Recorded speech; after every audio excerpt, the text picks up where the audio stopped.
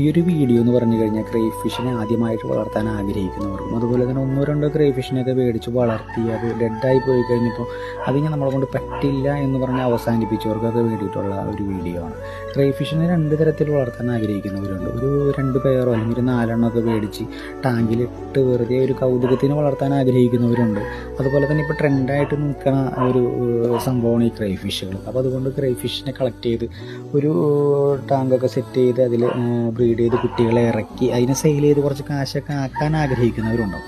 അപ്പോൾ എപ്പോഴും 2 പെയറൊക്കെ മേടിച്ച് 4 മേടിച്ച് ഒരു ടാങ്കിൽ സെറ്റ് ചെയ്യാൻ ആഗ്രഹിക്കുന്നവർ എപ്പോഴും പല കളറുകളിലുള്ള ക്രൈഫിഷുകളെ മേടിച്ച് വളർത്തി കഴിഞ്ഞാൽ ടാങ്ക് മനോഹരമായിരിക്കും. അതുപോലെ തന്നെ പ്ലാന്റുകളൊക്കെ സെറ്റ് ചെയ്ത് ആ ക്രൈഫിഷുകൾ പല കളറുകളായിരിക്കുമ്പോൾ നമുക്കത് ബ്രീഡ് ചെയ്ത് കുട്ടികളൊക്കെ കിട്ടാനായിട്ടുള്ള സാധ്യത കുറവൊന്നുമില്ല. കുട്ടികളെയൊക്കെ നമുക്ക് കിട്ടും.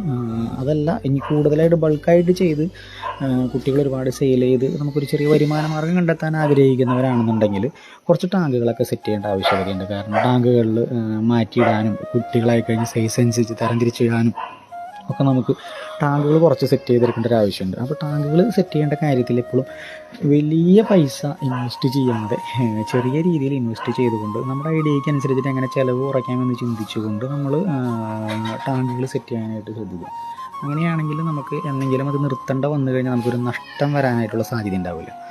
അപ്പോൾ പിന്നീട് നമ്മൾ ചെയ്യേണ്ട കാര്യം ക്രൈഫിഷുകളെ കളക്ട് ചെയ്യുമ്പോൾ ഒരുപാട് ബൾക്കായിട്ട് ചെയ്യാൻ ആഗ്രഹിക്കുന്നവരെപ്പോഴും ഒരേ കളറുകളിലുള്ള ക്രൈഫിഷുകളെ ഒരുമിച്ച് വളർത്താനായിട്ട് ശ്രദ്ധിക്കുക. പിന്നെ എപ്പോഴും ഗോസ്റ്റ് വെറൈറ്റി ഇനത്തിലൊക്കെ പെട്ട പലതരം കളറുകളിലുള്ള ക്രൈഫിഷുകളൊക്കെ ഉണ്ട്. നമ്മൾ ബേസായിട്ടുള്ള കളറുകൾ നമ്മൾ സെലക്ട് ചെയ്യുക. ആദ്യഘട്ടത്തിൽ ഓറഞ്ച്, വൈറ്റ്, ബ്ലൂ, റെഡ് അങ്ങനെയുള്ള കളറുകളൊക്കെ കളക്ട് ചെയ്ത് അതിനെയൊക്കെ ഒന്ന് ബ്രീഡ് ചെയ്ത് ഇറക്കാനായിട്ട് ആദ്യം ശ്രമിക്കുക. അതിന് ശേഷം ഗോസ്റ്റ് വെറൈറ്റികളിലേക്കൊക്കെ കിടക്കുന്നതായിരിക്കും ഏറ്റവും നല്ലത്.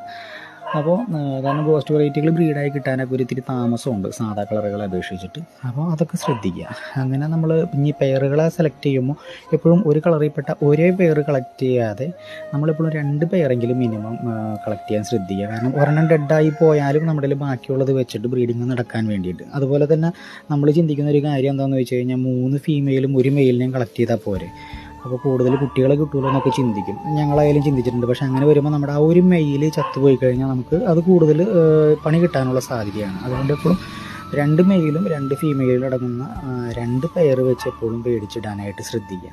കാരണം ക്രൈഫിഷുകൾ അങ്ങോട്ടും ഇങ്ങോട്ടും ആക്രമിച്ച് ഡെഡാവാൻ സാധ്യതയുള്ള ഒരു ജലജീവികളായതിൻ്റെ പേരിൽ എപ്പോഴും ശ്രദ്ധിക്കേണ്ട കാര്യം അതാണ്.